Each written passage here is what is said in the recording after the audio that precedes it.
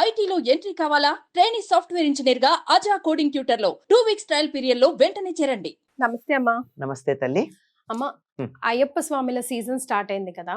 ఒకవేళ అయ్యప్ప స్వామి దీక్షలో ఉన్న వాళ్ళు ఇంట్లో ఉంటే ఓకే, కొంతమంది ఇవాళ రేపు ఆలయంలో ఉంటున్నారు అయ్యప్పలు. ఇంట్లో ఉంటే గనక ఆడవాళ్ళు పాటించాల్సిన నియమాలు ఏంటంటే, తల్లే గాని భార్య గాని పిల్లలు గాని.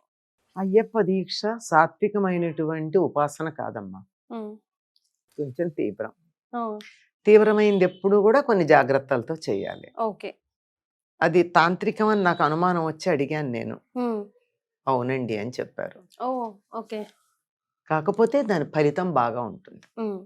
వాటిల్లో ఉన్న ప్రయోజనం ఏంటంటే ఫలితం చాలా వెంటనే చక్కగా ఉండేటటువంటి. చాలా కఠినమైన నియమాలు కదమ్మా. అందుకే కఠినమైన నియమాలు పాటించి తీరాల్సిందే, లేకపోతే అయ్యప్ప దీక్ష ఎందుకు తీసుకుంటావు? ఇంట్లో అయ్యప్ప ఫోటో పెట్టుకుని దండం పెట్టుకుంటే అయిపోవాలా? దీక్ష ఎందుకు తీసుకోవాలి? దీక్ష అంటే వేరు, మామూలు పూజ అంటే వేరు. దీక్ష అంటే కొన్ని నియమాలు తప్పనిసరిగా పాటించాల్సిందే. అటువంటి వాటిల్లో ప్రధానంగా పాటించాల్సినవి ఏమిటంటే శౌచము అన్నారు. శుచిగా ఉండాలి. అసలు అయ్యప్ప దీక్ష ఎందుకు పాటిస్తారు అంటే శని యొక్క ప్రభావం తమ మీద లేకుండా ఉండడానికి. అందుకని శనికి ప్రీతికరంగా నల్లని వస్త్రాలు ధరిస్తారు. శని డిసిప్లినేరియన్, అంటే క్రమశిక్షణలో పెడతాడు. నువ్వు పెట్టేది ఏమిటి? మేమే క్రమశిక్షణలో ఉంటాము, నువ్వు మమ్మల్ని ఏం చెయ్యక్కర్లేదు అని చెప్పి కావలసిన దానికన్నా అధికమైన క్రమశిక్షణలో ఉంటారు అయ్యప్ప స్వాములు. కానీ నలుపు రంగు ఇంకే పూజలో వాడం కదమ్మా, ఒక అయ్యప్ప స్వామి అంటే వీళ్ళు వాడడం మొదలెట్టాక మనం మానేసాం గానీ అన్ని రంగులు వాడుకోవచ్చు. చాలా మందికి ఒక అనుమానం, నలుపు పనికిరాదు అని. అంత పెద్ద పనికి రాకపోవడం ఏం లేదు. అది కూడా ఒక రంగులాగానే చూడాలంటారు అంతే. నిజం చెప్పాలంటే అదే ఒరిజినల్ కలరు. తెలుపు 7 రంగుల సమ్మిశ్రమం కదా.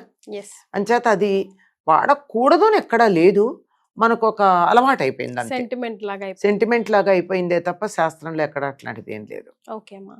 సరే, నల్లని వస్త్రాలు శనికి ప్రీతికరం, అందువల్ల నల్లని వస్త్రాలు కట్టుకోవడం వల్ల శనేశ్వరుడు అమ్మ నాకు ఇష్టమైన పని చేశారని సంతోషపడతాడు. ఆయనకి క్రమశిక్షణ చాలా ఇష్టం గనక, కష్టపడడం ఇష్టం గనక, ఎవరైనా కష్టపడుతుంటే ఆయన సంతోషపడతాడు గనక తెల్లవారుజామున చన్నీళ్ళ స్నానం చేయడం, చెప్పులు వేసుకోకుండా ఉండడం, ఇలాంటి నియమాలన్నీ పాటిస్తూ ఉంటారు. కఠినమైన మనసు కదమ్మా ఆయనది. ఆయన మనసు కఠినం కాదమ్మా. మనసు కఠినం అంటే దారిలో పెట్టేటప్పుడు కొంచెం గట్టిగానే ఉండాలి.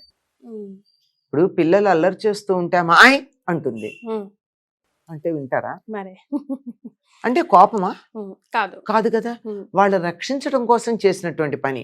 మెట్టుమించి జారి పడిపోతున్నాడు, పిట్ట కూడా లేదు అక్కడ, ఏం గట్టిగా అరవదమ్మా ఆగరా అని, అంతే. అంతకన్నా ఇంకేం లేదు.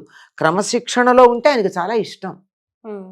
ఎవరికి బాధ అనిపిస్తుందంటే ఎవరైతే క్రమశిక్షణలో లేరో వాళ్ళందరికీ పాపం ఈయన కష్టం కదా, ఈయన కష్టపడుతున్నాడు కదా అనేటటువంటి అనుమానం కలుగుతుంది. కనుక ఇలా క్రమశిక్షణాయుతంగా ఉండడానికి కోసం వాళ్ళు దానికి సంబంధించిన పనులే మనకు ఎక్కువ కనపడుతూ ఉంటాయి, నియమాలు పాటిస్తూ ఉంటారు. ఇలా పాటించడానికి ఇష్టపడితేనే అయ్యప్ప దీక్ష తీసుకోవాలి, లేకపోతే తీసుకోకండి. కుదరినప్పుడు ఎందుకు తీసుకుంటారు? ఒంట్లో బాగున్నప్పుడు తీసుకోం కదా. మరి ఇంట్లో ఎట్లా ఉండాలి అంటే దీనికి అనుకూలమైనటువంటి శౌచం కలిగి ఉండాలి ఇల్లు. పాయింట్ నెంబర్ 1 అంటే ఇంట్లో ఎటువంటి అంటూ కలవకూడదు. ఎక్కడికన్నా చనిపోయినటువంటి వాళ్ళ దగ్గరికి వెడితే అసలు వీళ్ళు వెళ్ళరు. అనుకోకుండా అట్లాంటి సందర్భం పడింది, ఏం చేస్తాం మనం? వెళ్ళాలని అనుకోకపోయినా జరిగింది. అప్పుడు దానికి తగినటువంటి మళ్ళీ అభ్యంగన స్నానం, చన్నీళ్లతో స్నానం చేయడం అలాంటివి చేస్తారు. అలాగే ఈ బయటికి వెళ్ళే కాకుండా ఇంట్లో ఉంటాయి. మీరు ముఖ్యంగా ఆడవాళ్ళ గురించి అడిగారు. ఆడవాళ్ళకి నెలసరి వస్తుంది, ఆ నెలసరి పనికిరాదు ఆయనకి. అసలు నెలసరి ఎవరికి పనికిరాదమ్మా. దానికి సంబంధించి మనకి వైద్య శాస్త్రంలో చూస్తేనే చాలా దోషాలు కనపడతాయని చెప్తారు. ఏదో ఎన్ని వేల టాక్సిన్స్ ఆ సమయంలో ఒక స్త్రీ శరీరం నుంచి వెలువడతాయని, ఆ వెలువడిన కారణంగానే ఆవిడ స్వచ్ఛంగా ఉండి గుండెపోట్లు పెద్దగా రావని చెప్తారు. ఆడవాళ్ళకి హార్ట్ అటాక్స్ తక్కువ మగవాళ్ళతో పోలిస్తే. కారణం ఇదే. పైగా అప్పుడు వెలువడేటటువంటి వాయువులు థైమస్ గ్లాండ్ మీద పనిచేస్తాయని. థైమస్ గ్లాండ్ ఏమో ఎక్కడ ఉంటుంది అంటే గుండె దగ్గర ఉంటుంది, కనుక హృదయ సంబంధమైన ఇబ్బందులు కలిగే అవకాశం ఉంది అని అటువంటి వాయువు సోకకుండా కొంచెం దూరంగా ఉండమని చెప్తారు. ఓకే. అది మామూలుగా కూడా చేయాల్సిన పని, అటువంటిది మరి ఇప్పుడు చెయ్యొద్దా? ఈయన బ్రహ్మచర్యంతో దీక్షలో అంత అది కష్టంగా మరి కఠినమైన బ్రహ్మచర్యంలోనే ఉంటాను, చాలా నియమాలు కావాలి, ఏదో మాల ధారణం నియమ పాలనం అని పాడుతూ ఉంటారు కదా. మాల వేసుకున్నారంటే నియమాలు పాలిస్తామని ఒప్పుకోవడం, లేకపోతే చెయ్యకండి. ఎవరు చేయమన్నారండి? అయ్యప్ప ఏమన్నా మీ దగ్గరికి వచ్చి బలవంతంగా నువ్వు దీక్ష చేస్తావా లేదా అని ఏమన్నా దండించాడా మిమ్మల్ని? మరి దండించలేదు కదా. ఇవ్వలేదు. దండించినప్పుడు ఆయన మామూలుగా నమస్కారం పెట్టుకుని మనందరం పెట్టుకున్నట్టే ఆయన కూడా మహానుభావుడు అనుకుందాం, దండం పెట్టుకుందాం, పూజలు చేద్దాం. దీక్ష తీసుకుంటే మాత్రం 100% అన్ని చేయాల్సింది. పాటించాలి. కనుక ఇంట్లో ఆడవాళ్ళు ఇది గనక వచ్చినట్టయితే చాలా జాగ్రత్తగా ఇంట్లో నెలసరి వచ్చినప్పుడు ఇంట్లో తిరగకుండా, ఇంట్లో కలపకుండా ఉండాలి. ఆ 3 రోజులు ఎవరిని తగలకుండా ఉండి, ఏం లేదండి వీరువా ముట్టుకోలేదండి అంటే, వీరువా ముట్టుకోకపోతే ఇంట్లో వేరే ముట్టుకున్నావు కదా, అవి ఇవి కలుస్తున్నాయి కదా. నేను వెళ్ళట్లేదండి పూజ గదిలోకి అంటే, నువ్వు మీ అమ్మని ముట్టుకుంటే మీ అమ్మ పూజ గదిలోకి వెడితే సరైందా పద్ధతి? కనుక ఇంతమందిని వాళ్ళని జాగ్రత్తగా ఉండమనే బదులు ఎవరికి ఇబ్బంది వచ్చిందో వాళ్ళు ఎవరిని తగలకుండా పక్కన ఉంటే ఎంత సుఖమైనటువంటి పద్ధతి. ఆ రకంగా అది పాటించాలి. ఏ రకమైన ఎలాగో బ్రహ్మచర్యం ఎలాగో పాటిస్తారు, లేకపోతే కుదరదు. ఇంట్లో శుచిగా ఉండడం, శుచిగా వండి పెట్టడం. ప్రతిరోజు స్నానం చేసి మాత్రమే వంట చేసి మడిగా వంట చేసి పెట్టాలి ఇంట్లో ఉంటే. అంతేగాని స్విగ్గీలును జొమాటోలు పెట్టకూడదు. వాళ్ళు ఎలా చేస్తారో మనకి తెలియదు. ఇంట్లో కూడా స్నానం చేయకుండా వండి పెట్టకూడదు. స్నానం చేసి శుచిగానే వండి పెట్టాలి. ఎవరెవరైతే అయ్యప్ప దీక్ష తీసుకున్నారో వాళ్ళు సాక్షాత్తు అయ్యప్పలే. అందుకే ఒకళ్ళనొకళ్ళు స్వామి అని పలకరించుకుంటారు, ఆడవాళ్ళు కూడా స్వామి అని పలకరించుకుంటారు.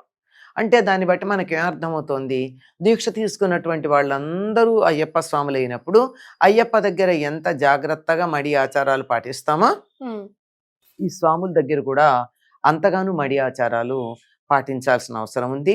దానికి గాను ఇంట్లో శౌచం పాటించాలి. ఇంట్లో వాళ్ళందరూ కూడా బయటికి వెళ్ళొస్తే స్నానం చేసి ఉండాలి. బయటికి వెళ్ళి రాగానే స్నానం చేయటం, బట్టలు మార్చుకోవడం లాంటివి చెయ్యాలి. ఇంట్లో అల్లం వెల్లుల్లి లాంటివి తినకూడదంటే ఇంకా నాన్ వెజిటేరియన్ మాట చెప్పక్కర్లా. పూర్తిగా సాత్వికమైనటువంటి ఆహారం తీసుకోవాలి. ఇవన్నీ కుటుంబం అంతా సహకరిస్తే చెయ్యాలి. కుటుంబం సహకరించకపోతే వెళ్ళి గుడిలో ఉండండి అంతే. అది బెస్ట్ ఆప్షన్ కదమ్మా. బెస్ట్ ఆప్షనే కానీ ఇల్లు ఏమవుతుంది? ఇల్లు చూసుకోవద్దు.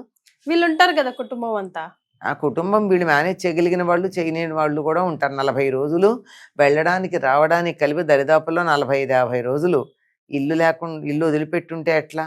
వెళ్ళెప్పుడైనా ఇంటికి ఎప్పుడో అప్పుడు ఇంటికి వెళ్ళి చూసుకోవాలి. గుళ్ళో ఉన్నా రోజుకోసారినా వెళ్ళాలి కదా. వెళ్ళినప్పుడు లోపలికి వెళ్ళి అందరినీ ముట్టుకోకుండా దూరంగా ఉండాలి.